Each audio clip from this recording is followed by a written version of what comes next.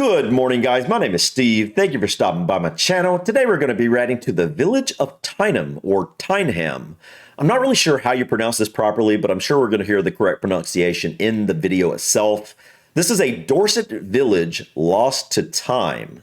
From what I understand, this is an abandoned British village that was abandoned at some point during World War II.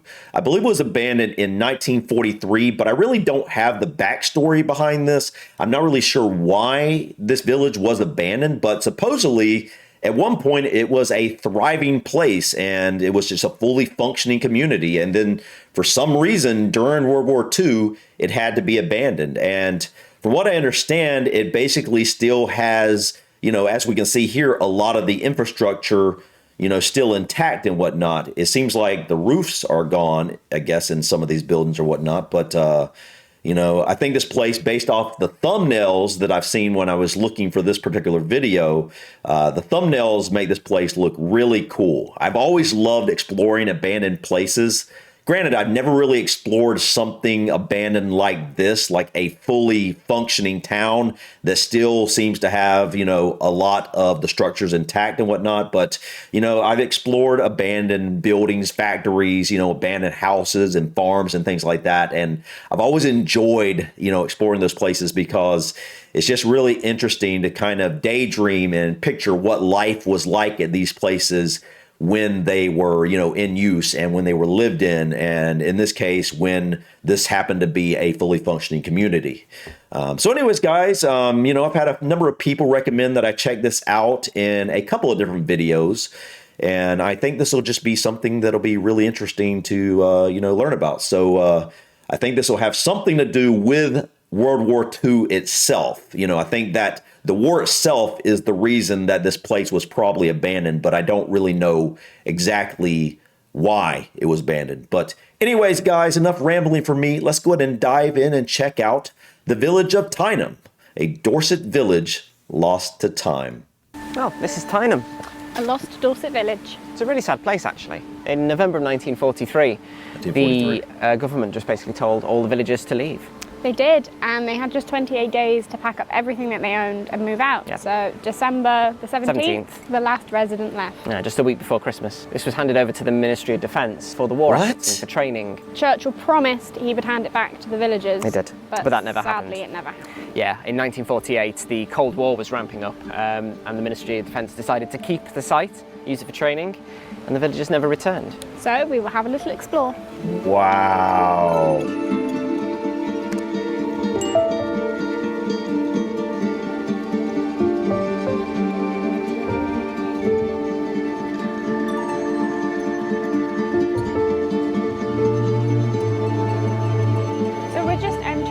What was called the row, and it was a row of 4 terraced houses, and this is number 4, the Shepherd's Cottage. So it was occupied for many years by shepherds. The Upshaw family, only, was it 1925 to 29? They weren't there long. No. So this is number 3. Number 3 of the row, which was the old post office, home to the Driscoll family. Anne Moores, who was the postmistress, who was a widow. Daughter Mary, who was 30, who was a teacher's assistant. So there's a school at the top which has remained intact, and that's preserved, and it is a Grade 2 listed building. A lot of these have been left to ruin. But yeah, the old post office. Quite big, actually. Yeah. That's sad, man. So basically, the government wanted to use it for military training purposes, and they literally forced everyone to leave.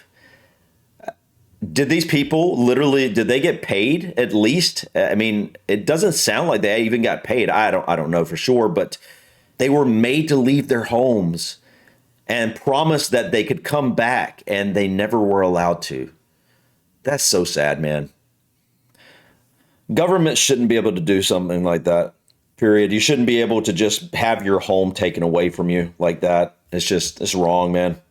You build a life there. Sometimes your kids, your grandkids, or your grandparents and your great grandparents have lived at the same place, and, to just have it taken away from you because the government wants to use it for some purpose. It doesn't even matter the purpose. It shouldn't be allowed ever. That's just sad, guys. Yeah, fascinating.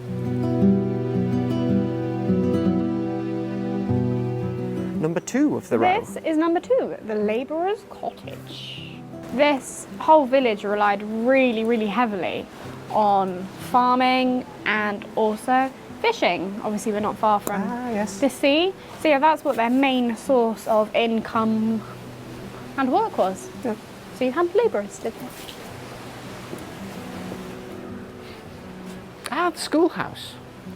Number 1 of this row was the schoolhouse. I thought that was the schoolhouse, but maybe not.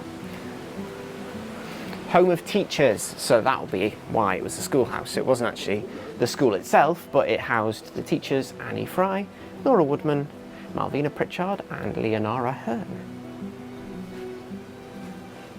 Nice amount of space. They had more room than the others.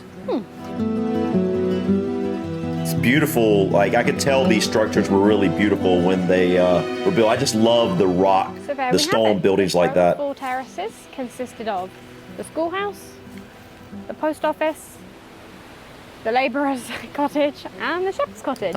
Look at this backdrop, man. It's so beautiful, man. The countryside, you know, throughout the UK and Ireland, man, is so beautiful. So lush and green. But yeah, you see what I'm saying? You guys in the UK are probably used to these types of buildings. Obviously, I know you are. But we don't really see a lot of these types of structures in the US. You know, unfortunately, I just, obviously they're going to last a lot longer. But just beautiful, man. It's so rustic. I really enjoy that look. Not necessarily in that Not order, in but that yes. order. Yeah. Very well remembered. That's a really interesting old telephone box. It is, It man. is. I'm going to position myself this way because there's actually a sign there. So you can read the sign. So Yeah. you tell us all about this telegraph. It was constructed in the winter of 1929. It is the K1, so it's the kiosk number 1, Mark 236. And it was Britain's first standard telephone kiosk. No So kidding, then before man. this, That's they cool. used to send telegrams. Yes, but you could send telegrams through this telephone box. Really? La la la la la la. I'm just absorbing all the information. It was installed obviously in 1929, abandoned in 1968. Obviously the village itself was vacated in 1943. In 1983 the kiosk was restored, and then sadly 2 years later it was completely destroyed again, probably in some storms. Oh, As we see it today, it's in very good condition. What's it saying there? it says, I am on war work. If you must use me, be brief. Yes. And then it tells you I'm on what? Free emergency cause. So is all this from like these posters? Are they from like the 1940s, or are these kind of remakes? No way they're from that old. Yeah, I mean these got to be kind of remakes or something. But you know, I've been wanting to kind of look at these phone booths because it's something that, for some reason, I associate with the UK. It's something that I'm sure we've had in the US. I know we did have phone booths, but there's something different about the phone booths in the UK that looks so much different from the few phone booths I've seen in the US. It's not something I've seen much at all. But these look really cool. So this is originally built in 1929. It's almost 100 years ago. Wow. And it can send telegraphs. That's wild. how you use the old phone. Rotary dial thing, yeah. Rotary dial. Yeah, it's all original in there.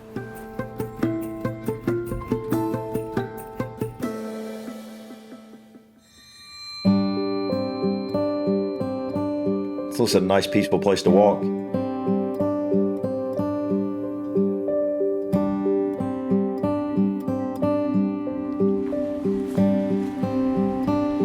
So this is the school. Not the schoolhouse, because that's where the teachers lived. But the actual The actual Oh. school. The families Interesting. relied very much on this school to teach them the 3 R's: reading, writing, and arithmetic. teach children from the age of 5 to 14. Yeah. So we'll I have guess a little... once they were 14, they were then strong enough to work on the farm and be a Yeah, labourer. right, when to work. So that's the life of a Dorset family.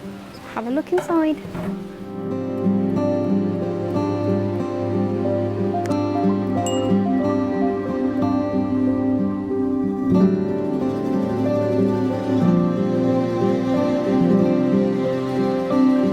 So cool.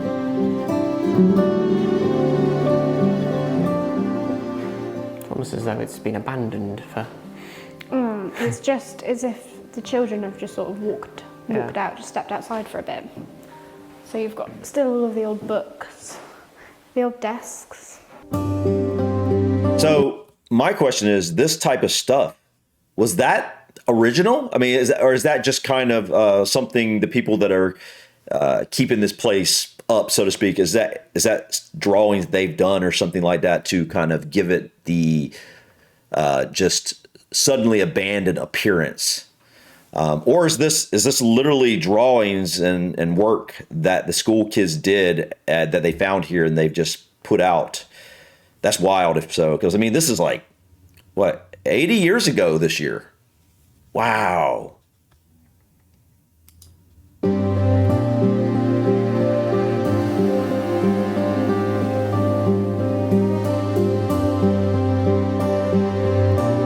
Is that the church? It's got to be. Wow, dude. That's beautiful, man. I'd love to explore that The graveyard. residents were told that they had to evacuate.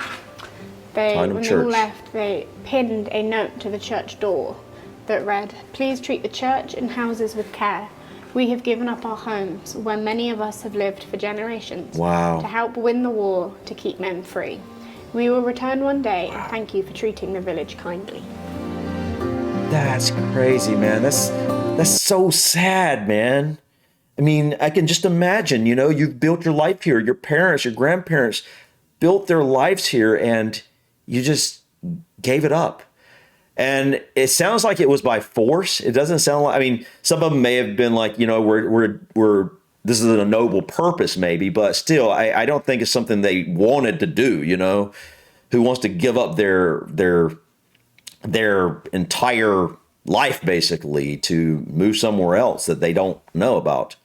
One other question I have in my mind, guys, is did basically the entire village, I don't know how many people were at this village, but did they like all take off and start a village somewhere else together, or did they just disperse into different communities and whatnot throughout the UK?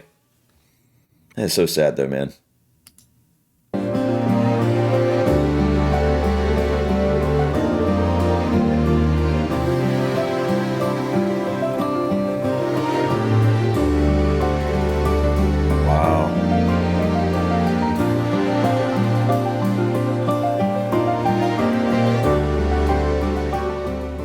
Evacuated 106 properties in this area, so in a six square miles. So it wasn't just Tyneham? No, and they had 1 month to leave, and because the properties belonged to the squire, they were only given the compensation for the produce in their garden. Oh dear. What? Wait. This timeline indicates What? that the area around Tyneham dates back to about 3000 BC, so before Stonehenge was built.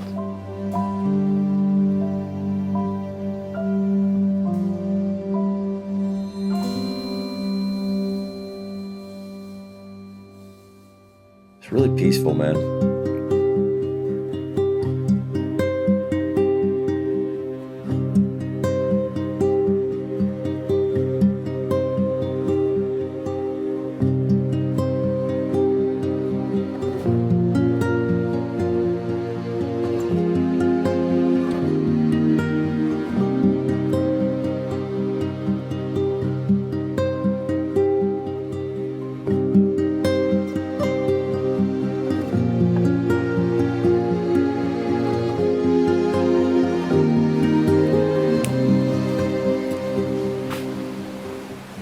So, you used to be able to walk around all of these You did, yes. abandoned houses.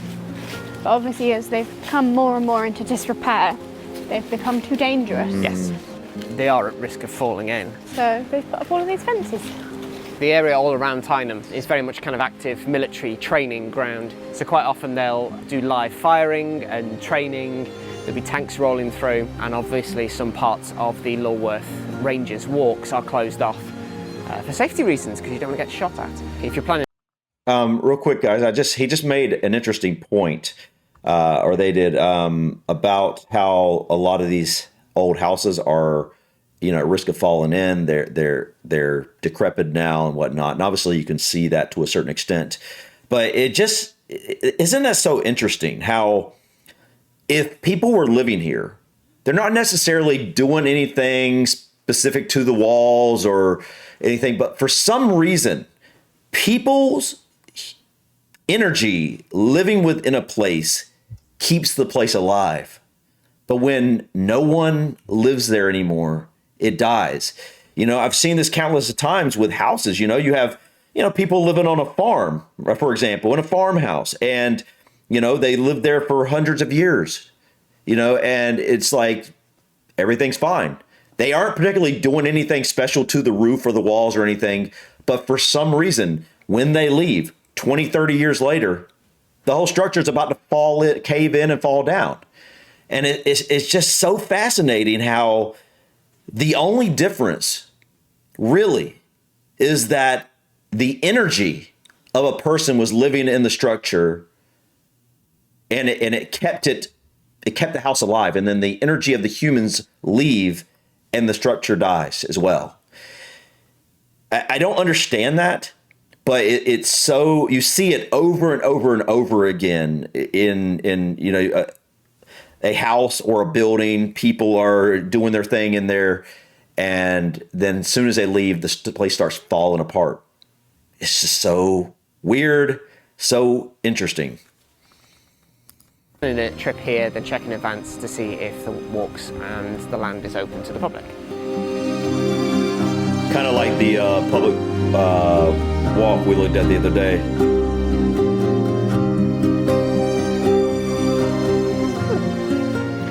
These signs are useful. Learning things. So these are laundry cottages, and they were owned by the Tyneham estate. It was the only dwelling to have running water. Everywhere else had to get the water from the pump by the church, which we'll go and have a look at in a bit. 1943, that makes sense.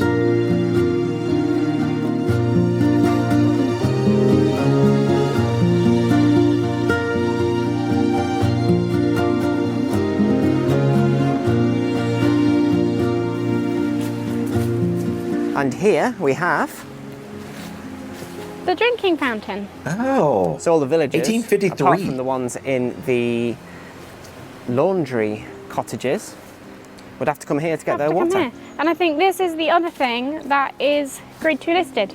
Oh So- yes, that makes sense. The school, the church, and the fountain.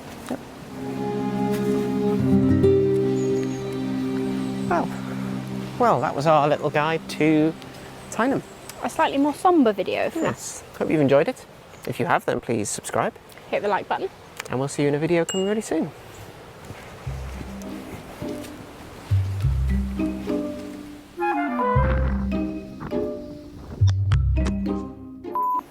So this stretch here was called the Row, and this was number 1 of the row of 4 houses, which was the Shepherd's Hut cottage. That's number 1, it was number 4. It was number 4? What? Oh, oops. Back out again. Well, why are we starting at number 4? Because it was, number 1 was probably closest to the village centre. Take 2, action. It's number 3 of the old. A lot of these have been left to ruin, but there are three buildings still in Tyneham: the village school, the village church, and somewhere else. Here, I think. It's not intact, but Here, this Yeah. isn't intact. yeah, well, it's sort of intact. This tree was planted in 1911 to commemorate the coronation of King George V. King George V. There you go. That was a Wow. really old tree. Yeah. Must have been a beautiful place to live. Anyway, onwards. Did we see this part? Where is this? So this, followed that hole, would be where the bull would live. Ah, Bull house. Tyneham and timeline. Tyneham timeline. Tell you about the rectory cottages. Do you want me to tell you about the rectory cottages? You want to tell us about the rectory cottage? people were short in those days. Wow. It's all right for you because you can lie. They really were. Like that I can't. So No. So we have done a couple camping trips in here. not quite. Massive hole in your sock. Yeah, what do you think that is? Is bread oven? I think it's probably a bread oven. Yeah. Could be a pizza oven. It could be a forno. A forno. Forno. But I think it was more likely a bread oven. Oh, we've lost Claire. Kissing game. Cheers. All right, guys, that was awesome. I thought they did a really great job with this video, but never had heard about this village until, you know, maybe a week or so ago, and definitely a place I would like to stop at when I'm in the area. I don't know exactly Dorset. I can't picture where. I know it's near the coast, but I can't. I'm about to look up where Dorset is after I get done with this video, but. Yeah, guys, this is just, it's beautiful, but sad at the same time, you know, just knowing that these were just regular people living their lives. Some of them had probably, or I don't know, maybe even all of them had lived there generations and you know, thought they were going to be able to live their lives out there and die there and pass on to, you know, this place to their kids and their grandkids. And you know, it's just sad when the government comes in and says, nope, can't do that. And I understand at the time, you know, it probably was needed to, they needed, the military needed somewhere like this, obviously. But still, it doesn't take away the fact that it was really sad that had to happen to them, you know, just like in the U.S., we have something called eminent domain, and the government can come in, and if they want to build an interstate or something like that, they can literally go and take someone's farm. You know, maybe that family's lived on that farm for 200 years, doesn't matter. They can literally take their property and pay them, you know, what they deem, you know, a decent amount of money to sell. And I just think that's so wrong. I don't think the government should be able to take people's personal property, but you know, that's a conversation for another video. But anyways, guys, like I said, I thought they did a really good job here. Definitely a place I'd like to explore. I love exploring abandoned places. And this place still actually looks fairly intact. But, you know, like they said, some of these buildings are starting to fall in. And so, you know, at some point within the next number of decades, a lot of this is probably going to be gone, you know, unfortunately. So, you know, it's definitely the type of place that you would want to visit sometime in the, you know, relatively near future, next couple of years, if you want to see it the way it is right now. But yeah, guys, if you're interested in checking out their channel, like always, I leave a link in the description for this video. So feel free to do that. I'm probably going to check out some other of their videos at some point as well, because it seems like a really cool couple. Seems like they do a really good job making these videos. So anyways, guys, thank you so much for stopping by. Please click that like button. Feel free to drop your comments or suggestions about this video or others. And don't forget to subscribe to continue to follow me in my journey to discover my British and Irish ancestry. Till next time, guys. Peace.